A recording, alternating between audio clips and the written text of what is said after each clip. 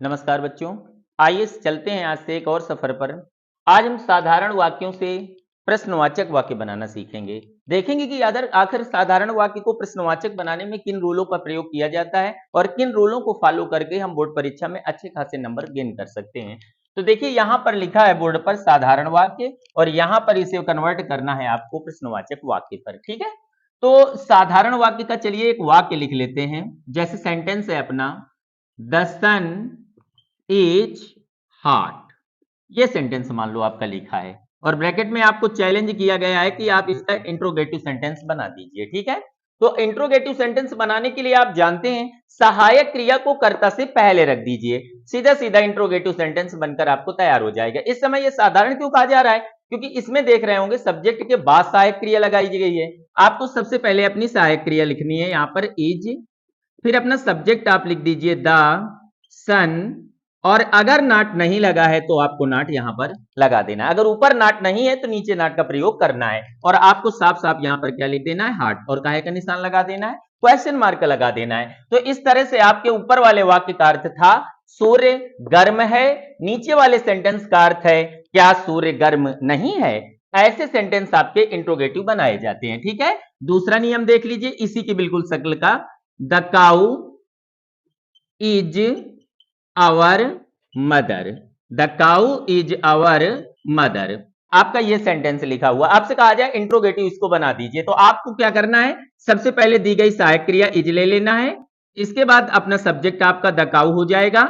इसके बाद इस सेंटेंस में कहीं नॉट नेवर का प्रयोग नहीं है तो आपको यहां पर नॉट लगा देना है। तो द काउ इज को लिखना है इज द काउ नॉट, इसके बाद आपको लिख देना है आवर और लास्ट में लिख देना है मदर और लास्ट में लगा देना है क्वेश्चन मार्क। तो इस तरह से आप किसी भी वाक्य में सहायक क्रिया को सब्जेक्ट से पहले रखकर यदि नाट नहीं है तो नाट लगा करके आप उसका इंट्रोगेटिव बना सकते हैं। वाक्य का रूप जरूर चेंज हो जाएगा, फॉर्मेशन तो जरूर चेंज हो जाएगा, पर आप देखें वाक्य का सेंस नहीं चेंज हो रहा है और इसे ही कहते हैं इंट्रोगेटिव सेंटेंस बना पाना। ठीक है, आइए आगे चलते हैं। अब हमारे सेंटेंस में ये तो पहला प्रकार रहा कि पहले प्रकार से ठीक है सर, हम कर्ता को सहायक क्रिया के बाद रखेंगे और अपना इंट्रोगेटिव बना लेंगे। ठीक है, ये बात आपको खूब समझ में आ गई। अब दूसरा सेंटेंस देखें। कभी कभी ऐसा हुआ करता है कि आपके वाक्य में साधारण में एवरीबॉडी का प्रयोग किया जाता है। किसका प्रयोग किया जाता है? एवरीबॉडी। जैसे लिखा हुआ है एवरीबॉडी नोज एम के गांधी। एवरीबॉडी नोज एम के गांधी, आपका ये सेंटेंस लिखा हुआ। ठीक है, आपको इस सेंटेंस को इंट्रोगेटिव में बनाने के लिए चैलेंज किया गया। क्या करेंगे आप, इधर आप सेंटेंस के अंत में आइए, कुछ भी देखिए, इससे लेना देना आपको ये कंफर्म होना चाहिए कि अगर सेंटेंस में एवरीबॉडी लगा है तो इंट्रोगेटिव बनाते समय एवरीबॉडी को किस में बदला जाता है, बाकी का सेंटेंस तो कर्ता के अकॉर्डिंग बना लिया जाएगा। ये खूब जानकारी में आ रहा है कि नो में यस या यस बढ़ा, ये प्रेजेंट इंडेफिनिट टेंस का वाक्य है। आपको एवरीबॉडी के नीचे लिखना है हु डज नॉट। क्या लिखना है एवरीबॉडी के नीचे? Who does not. ये आपको एवरीबॉडी जब भी इंट्रोगेटिव बनाने के लिए दिया जाएगा तो आपको एवरीबॉडी में हु डज नॉट में चेंज करना है। अब यहाँ पर सहायक क्रिया कोई भी हो सकती है, लेकिन फिलहाल ये देखिए प्रेजेंट इंडेफिनिट का वाक्य है, नो में यस बढ़ा हुआ है तो मेरे को डज नॉट लगाना बेहतर है। रीजन, हु हमारा सिंगुलर सब्जेक्ट है, इसके साथ सिंगुलर सब्जेक्ट वर्ब ही लगेगी, तो हु डज नॉट हो गया एवरीबॉडी के नीचे। अब क्या करेंगे, अब आगे बढ़िए, देखिए नोज लगा है, आपको इसे नो में करना है। क्या करना है, नो, इसका यस हटा देना। Reason that helping verb use हो चुकी है, अब किसी यस या यस की जरूरत नहीं है। अब आपके पास लिखा हुआ है यम के गांधी, आप इसे ज्यों का त्यों उतार दीजिए और इसके बाद वाक्य के अंत में क्वेश्चन मार्क लगा दीजिए। ऊपर वाले वाक्य का अर्थ था प्रत्येक व्यक्ति गांधी जी को जानता है, प्रत्येक व्यक्ति गांधी जी को जानता है। आप नीचे बोल रहे हैं गांधी जी को कौन नहीं जानता है, यानी गांधी जी को प्रत्येक व्यक्ति जानता है। ठीक है, तो ये एवरीबॉडी से रिलेटेड नियम था। और आप देखिए एक वाक्य इसी तरह का, everybody loves to be rich.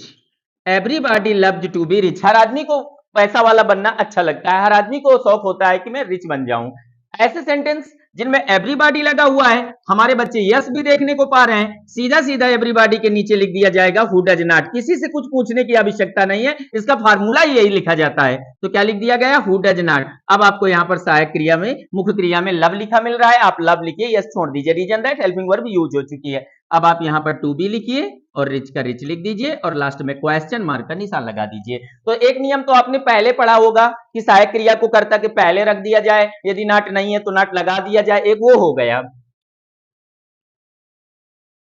और एक नियम ये आपके सामने है जिसमें एवरीबॉडी को सीधे सीधे हु डज नॉट में बदल करके थोड़ा ख्याल रखा जाता है कि नोज लगा है तो यस ना बढ़ने पाए, लफ्ज लगा है तो एस ना बढ़ने पाए। ठीक है, तो ये दो नियम आपके ग्रामर बेस में इस समय परीक्षा के लिए बहुत उपयोगी है, ये ध्यान रखिएगा। इसी के लिए आप दुनिया की टॉप 10 और चित्रा, काका, विद्या क्वेश्चन बैंक से यही इंपॉर्टेंट क्वेश्चन वो लोग छापते हैं और इसे पैसे लगा करके आप पढ़ते हैं। तो ये वो इंपॉर्टेंट रूल्स पढ़ाए जा रहे हैं जिन्हें परीक्षा से पहले आप पढ़ लीजिए, 100% तैयार मिलेगा आपको। आइए चलते हैं आगे, देखते हैं। जैसे आपके सेंटेंस में कभी कभी नो बॉडी आता है, अभी आपने पीछे पढ़ा है एवरीबॉडी और इस बार क्या लिखा हुआ है, नो बॉडी।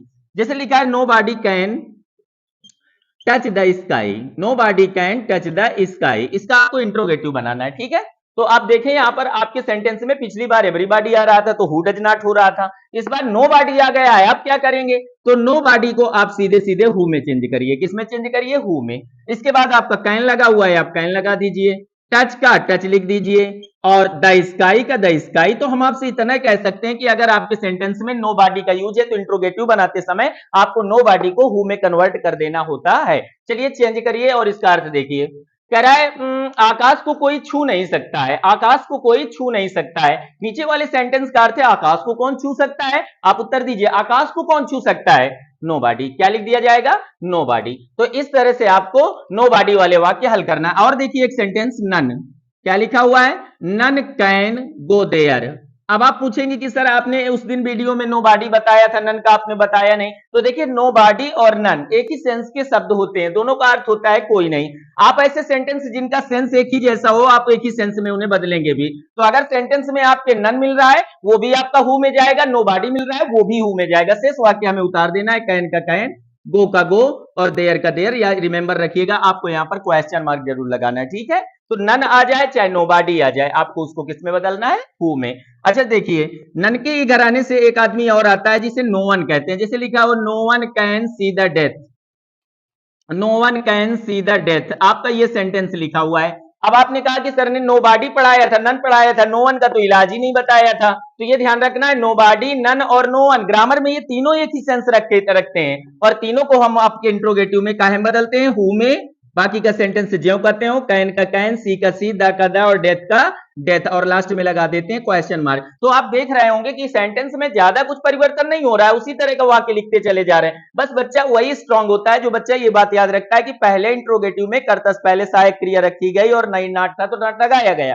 दूसरे वाले में हमने देखा कि हमें एवरीबॉडी सिखाया गया, एवरीबॉडी में हु डज नॉट आता है और हु डज नॉट से उसे बनाना हम याद रखेंगे। नो बॉडी, नन और नो वन का एक ही आईक्यू पावर होता है कि इनको चेंज करने के लिए हमें सिर्फ हु का प्रयोग करना पड़ता है। बस इतनी सी बात आप याद रखिएगा, आपके इंट्रोगेटिव सरलता से चेंज हो जाएंगे। ठीक है, बस आज के वीडियो के लिए इतना ही, दैट्स ऑल।